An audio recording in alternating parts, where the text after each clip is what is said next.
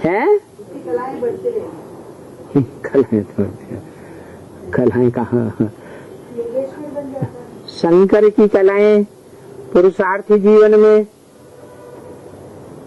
अमृत छोड़ दुख काय को खाए, अंत तक अमृत लेता ही नहीं, खाता ही नहीं इंद्रियों से, विष ही विष पीता है, तो उसकी कलाएं बढ़ रही हैं।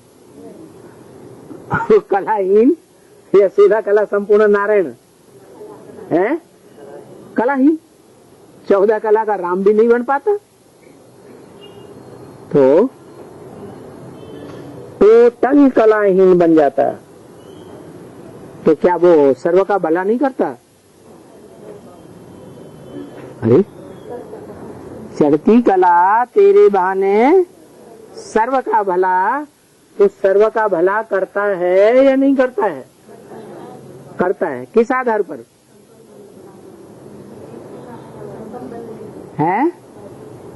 संपन्न बनने के आधार पर। तो संपन्न बनता है, संपूर्ण बनेगा, फिर तो बैल के ऊपर सवार हो जाएगा। पुरुषार्थी जीवन में बैल उस पर सवार होकर के बैलबाजी कराता है या वो खुद करता है? हैं? बैल कराता है। बैल का पार्टी किसका है? शिव के मंदिर में है, वो तो ब्रह्मा वाली आत्मा का है। ब्रह्मा वाली आत्मा जलाधारी के जो नाली के रूप में दिखाया जाता है, उसकी तरफ मुंह किए बैठी है। क्या तुम बच्चों का मुख है सन्मुख, सत माने सत्य, मुख माने मुख, सत्य के सामने तुम्हारा मुख है, माना सत्य ज्ञान सुनने के लिए तुम लालायित रहते हो। और वो आत्मा किस बात के लिए लालायित रहती है?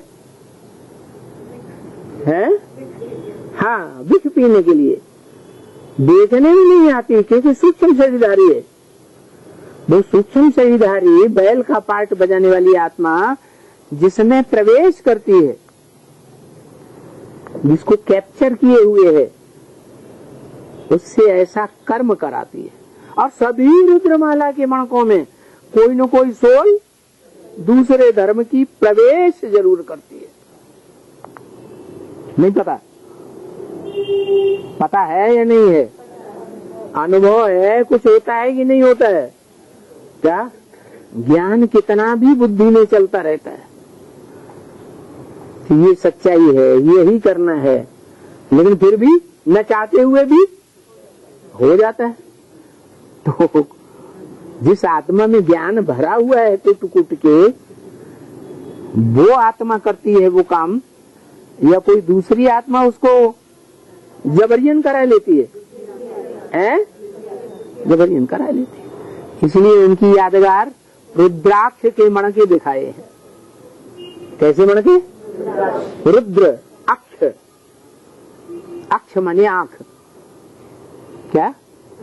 रुद्र माने रौद्र रूप जिसने धारण किया। क्या?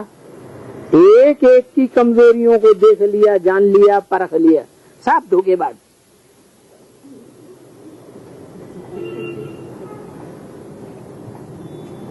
आज्ञाकारी, वफादार, फरमानबरदार, ईमानदार बच्चा होना चाहिए। लेकिन कलयुग के अंत में हाय री विडम्बना, माया किसी को छोड़ती नहीं। आज्ञाकारी की जगह सब अनुभव करते हैं, खासकर रुद्रमाला के मणके। हम आज्ञाकारी हैं या अवज्ञाकारी हैं? अनुभव करते हैं, अंदर से समझते हैं कि हम हैं अवज्ञाकारी। आज्ञाकारी नहीं। बाप के संबंध में, पत्नी के संबंध में, सजनी के संबंध में, बाबा के साथ वफादार नहीं। कैसे नहीं है? वफादार किसे कहा जाता है? जो संबंध जोड़ने के बाद, जिसे कहते हैं कम से कम भगवान के भांति बने परिवार के, तो 16,000 की लिस्ट में तो आने वाले होने चाहिए, है? नहीं, 3rd क्लास माला में तो होने चाहिए, वो भी नहीं। जो गुप्त संबंध है संसार में मनुष्य मात्र के लिए, वो कौन सा है? पति और पत्नी का जो इंद्रियों का संबंध है वो गुप्त रखा जाता है। उससे वो गोप या गोपी शब्द शुरू हुआ सृष्टि की आदिकाल से। तो उस गुप्त संबंध को अपने जो मिटमेट होते हैं ना, उनके सामने भी व्यक्त कर देते, छुपा के नहीं रख सकते। क्या कि भगवान के साथ हमारा दृष्टि से ऐसा संबंध हुआ, ऐसी भावना हमारी दृष्टि में थी। कैसी? पति पत्नी की, कि इस जन्म में तो भले हम माता हैं, बांधे लिए हैं, लेकिन अगले जन्म में कहीं न कहीं हमें बाबा के साथ ऐसा संबंध मिले। और वो दृष्टि जब लेते थे तो दृष्टि में जब बच्चे का भाव आने की बजाय क्या भाव आ गया है? पत्नी का भाव आ गया। जबकि जानते हैं ज्ञान में कि ये जो आत्मा सामने बैठी है साकार में, जिसमें निराकार प्रवेश करता है, उसका 63 जन्मों का हिसाब और 21 जन्मों का हिसाब विशेष किसके साथ है?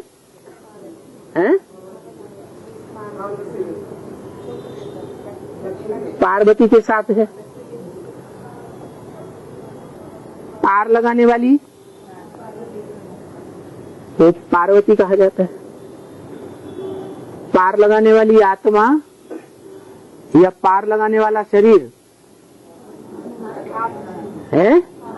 विशेष में कहेंगे आत्मा, लेकिन क्या शरीर का संग का रंग नहीं लगता?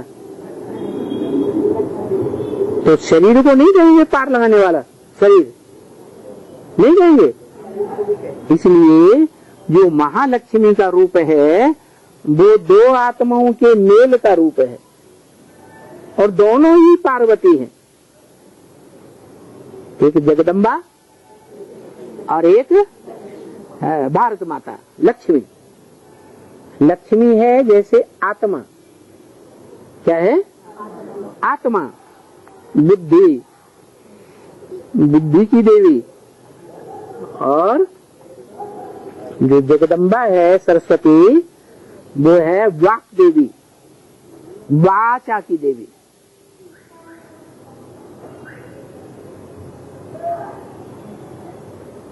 जितने भी धर्म हैं, भारतीय धर्म, उनमें कौन सा धर्म पंथ है? धर्म का इबादत स्थल जहाँ वाणी लगातार चलती रहती है, गुरुद्वारा। तो वाचा की देवी की सबसे जास्ती मान्यता कौन से धर्म में? गुरुद्वारे में। बड़ी तो बड़ी मान्यता क्या है पता है?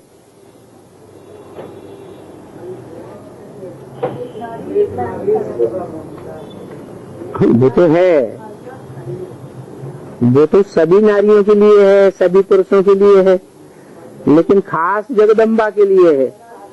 राज करेगा खालसा। क्या? वाचा की शक्ति है, मन बुद्धि आत्मा की शक्ति नहीं है, वाचा की है। फिर भी इतनी पावरफुल कि वाचा की शक्ति के आधार पर सारी दुनिया में राज करेगी।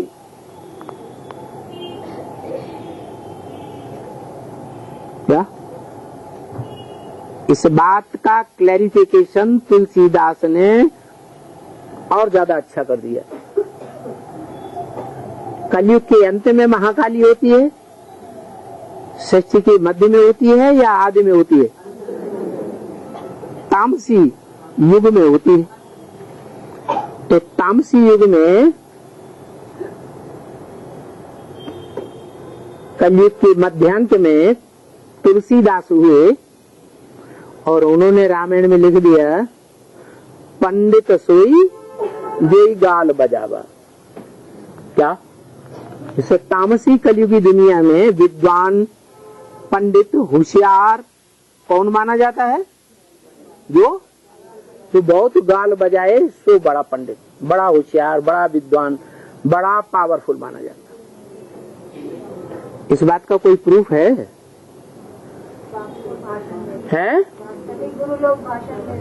गुरु लोग भाषण देते हैं। गुरु लोगों को तो आसाराम बापू को इसी जेल में डाला हुआ है? राम रहीम को क्या हालत हो रही है? वो गुरु लोग नहीं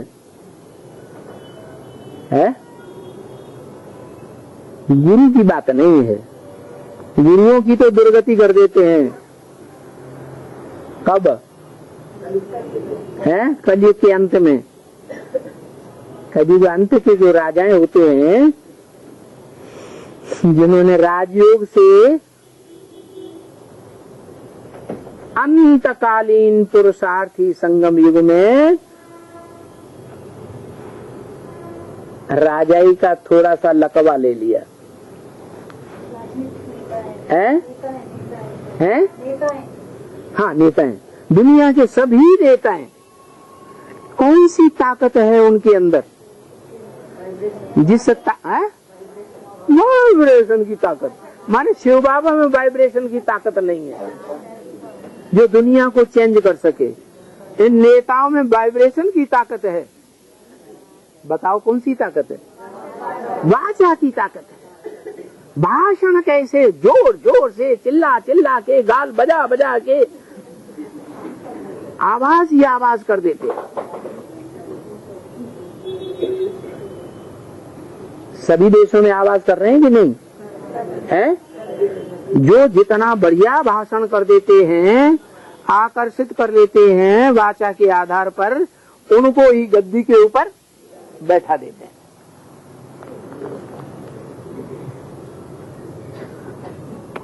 ऐसी वाचा की ताकत दिखाने वाले राजाओं का कोई माई बाप होगा या नहीं होगा? कभी उन आत्माओं का कोई माई बाप नहीं होगा? है? होगा? होगा। क्योंकि गाल बजाने वालों का भी तो बाप होना चाहिए। गाल बजाने वालों की भी तो माँ होनी चाहिए। उसको क्या कहते हैं? सबका बाप या सिर्फ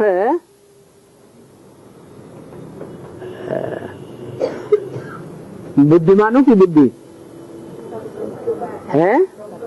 सबका बाप।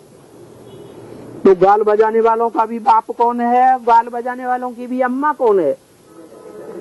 बेहद की अम्मा, जिसकी कोई अम्मा नहीं इस दुनिया में। उस अम्मा के साथ अगर कोई वाचा में भिड़ना चाहे तो हाथ उठाओ। कोई है? एक भी हाथ नहीं उठाता। इससे साबित होता है कि गाल बजाने में उसकी सुप्रीमेसी सबने स्वीकार कर ली। तो वो वाचा की देवी, वाक देवी कही जाती है सरस्वती। बाप कौन फिर?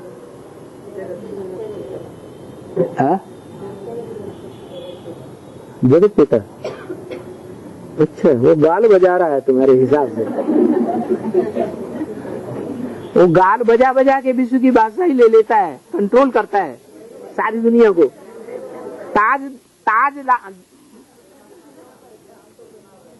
पवित्रता का ताज, राजाई का ताज धारण करता है। वो धारण करता है, ज्ञान सुना रहा है। माने उस ज्ञान में तंत नहीं है, फालतू बैठे है। संत तब कहा जाए या तो उसको गद्दी मिल जाए, कंट्रोलिंग पावर मिल जाए, पुलिसिया ताकत मिल जाए, मिलिट्री मिल जाए, जो जबरदस्ती कोई से कुछ काम करा सके, जो कराना चाहे सो करा सके, ऐसा तो कुछ ऐसी कोई पावर मिलती है? हैं? बेताज बादशाह किसके ऊपर है? बेताज बादशाह आपके ऊपर बेताज बादशाह है। आ जाओ हमारे साथ काम करो, ले लो इनके साथ, इनको अपने साथ। माता जी कह रही है आप बेताज बादशाह हैं, आप जैसा चलाएंगे हमको चलना ही पड़ेगा। उधर देखो, उधर उधर रेडी है? बिल्कुल रेडी। ठीक है, अब ये इन्हीं कपड़ों से आज हमारे साथ ही चलेंगे, चलेंगे ना? हैं? बीच में भागना नहीं है? नहीं नहीं भागूंगी। अभी तक क्यों भागते रहे? हाँ जी, तो वो शंकर नहीं है गाल बजाने वाला। अगर शंकर का पार्ट गाल बजाने वाला है तो फिर गीता में सिद्धा नाम कपिलो मुनि सांख्यों का सरताज किसे कहा?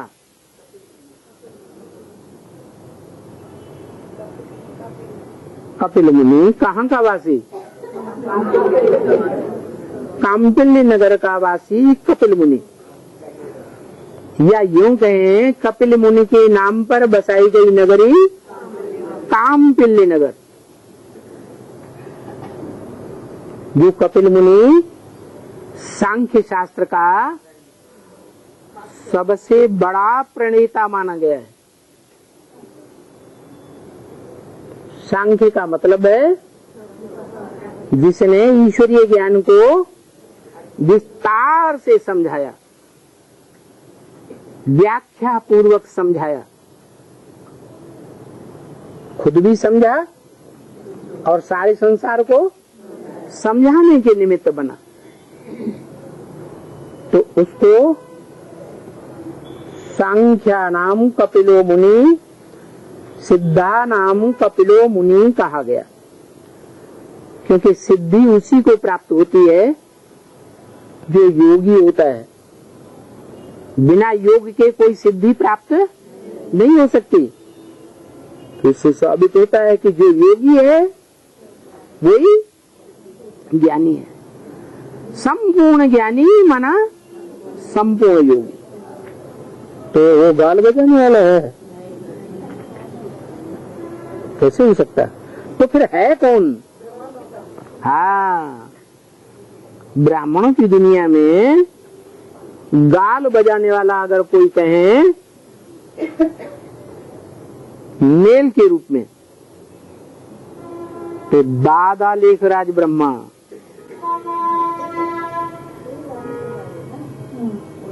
हाँ बोली, फ्री होकर के बोला करो बाबा के सभा में। है? हैं?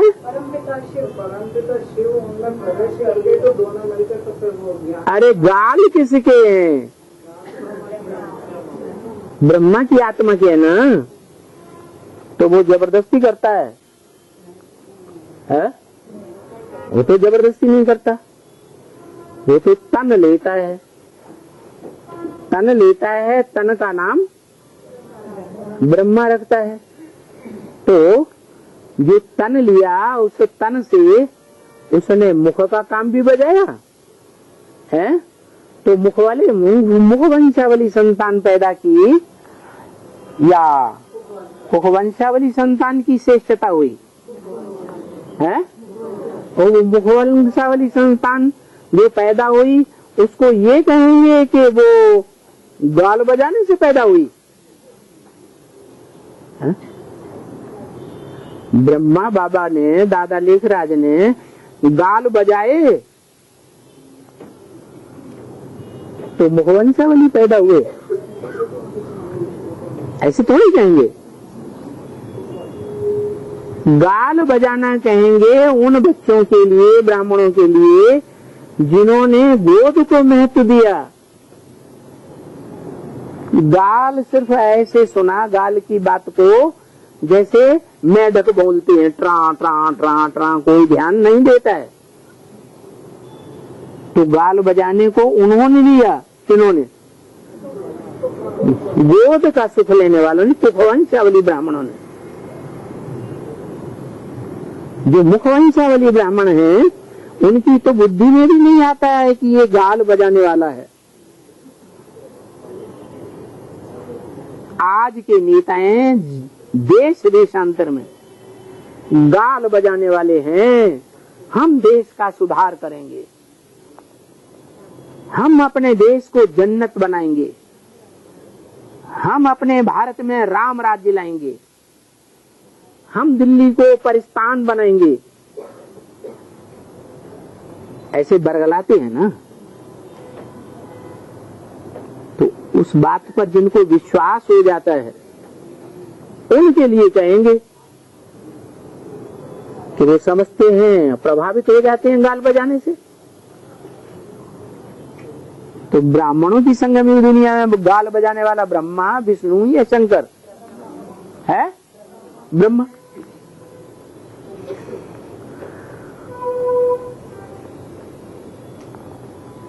ब्रह्मा वाली जो आत्मा है वो है प्रैक्टिकल में गाल बजाने वाली। खुद भी ध्यान नहीं दिया हम क्या बोल रहे हैं, और दूसरों को भी गहराई से कभी समझा ही नहीं सके कि जो हमने बोला उसका गुह्यार्थ क्या है। तो गाल बजाने वाली बात हो गई। वास्तविकता क्या है?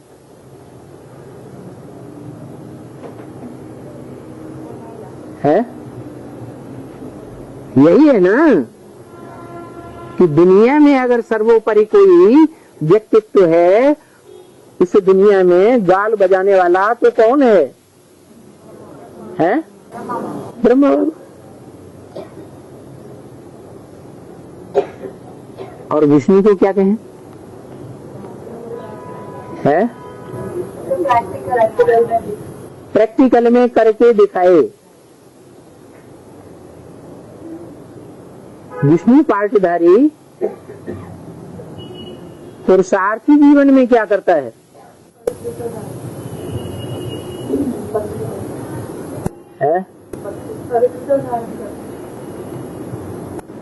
पुरुषार्थी जीवन में आंख की पवित्रता धारण करता है। अरे कौन सी पवित्रता धारण करता है?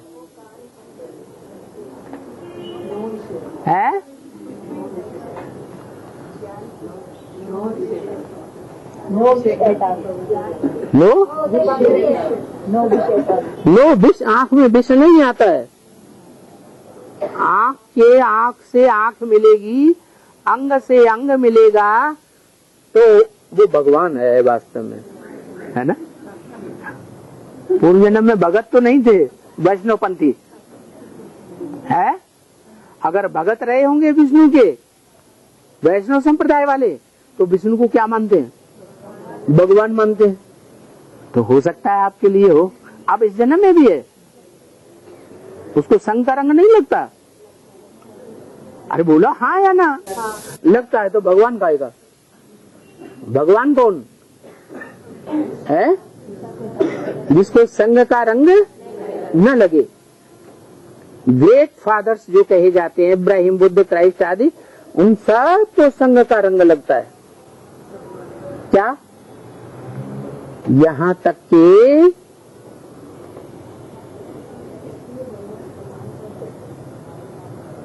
राम वाली आत्मा को भी अगर शिव की याद न करे जिस क्षण, तो संग का रंग लगता है या नहीं लगता है? लगता है। नीचे गिरता है या नहीं गिरता है? तो उसको काम मिला हुआ है। क्या काम मिला हुआ है? उसको जिन्नात का काम मिला हुआ है। क्या? भूत प्रेतों में सबसे बड़ा पावरफुल होता है जिन्नात। जिन्न कहते हैं उसको। दो शब्दों से मिलकर बनता है जिन्न। जित न, क्या? जित न माना जिन्न।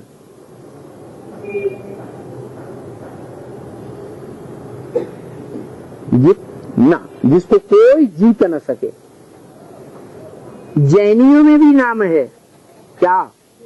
जिन, जिनेंद्र। जिन का मतलब ये जिन्होंने इंद्रियों को जीत लिया। तो अंतर क्या है?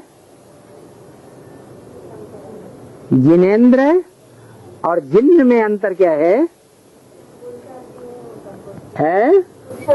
हाँ, जिसने इंद्रियों को जीत लिया वो जिनेंद्र, और जिन्न जिसको किसी ने नहीं जीता।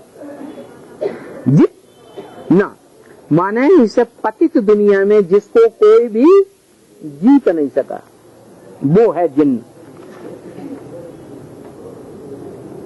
उसको काम दिया है। क्या है? वो जिन्न कहता है मैं बहुत पावरफुल हूँ, मेरे को काम दे दो, मैं बेकार बैठा हूँ, नहीं तो मैं खा जाऊंगा। तो काम दिया, क्या करो? चलो शंकर जी को दिखाते हैं ना चित्रों में? नहीं दिखाते? चित्रों में शंकर को याद की स्टेज में ऊपर चढ़ा हुआ दिखाते हैं, धर्म पिताओं को भी ऐसे ही दिखाते हैं। तो वो है उनकी चढ़ती कला की याद। तो ऊपर चढ़ रहे हैं, उनकी आत्मा ऊपर चढ़ रही है। ये डायरेक्शन गीता में दिया है क्या? हरे आत्मा आत्मानम। उत मने ऊपर, हरेत मने हरण करके ले जाए जबरदस्ती। जैसे दुनियावी आशिक मासूक होते हैं ना, जिसे मासूक का दिल आ गया, उसको बाह पकड़ ली और जबरदस्ती वो घर में से निकाल के ले गए, हरण करके ले गए, या माँ बाप को संतुष्ट करके ले गए, हरण करके ले गए जबरियन। तो ऐसे ही हरेत आत्मा आत्मानम माना ज्योति बिंदु आत्मा को क्या है? आत्मानम माने ज्योति बिंदु आत्मा को हरण करके ले जाए। काय के द्वारा? मन बुद्धि के पुरुषार्थ के, मन बुद्धि का पुरुषार्थ करके ज्योति बिंदु आत्मा को हरण करके उत्तरेत ऊंचा ले जाए, नीचे गड्ढे में न जाने दे।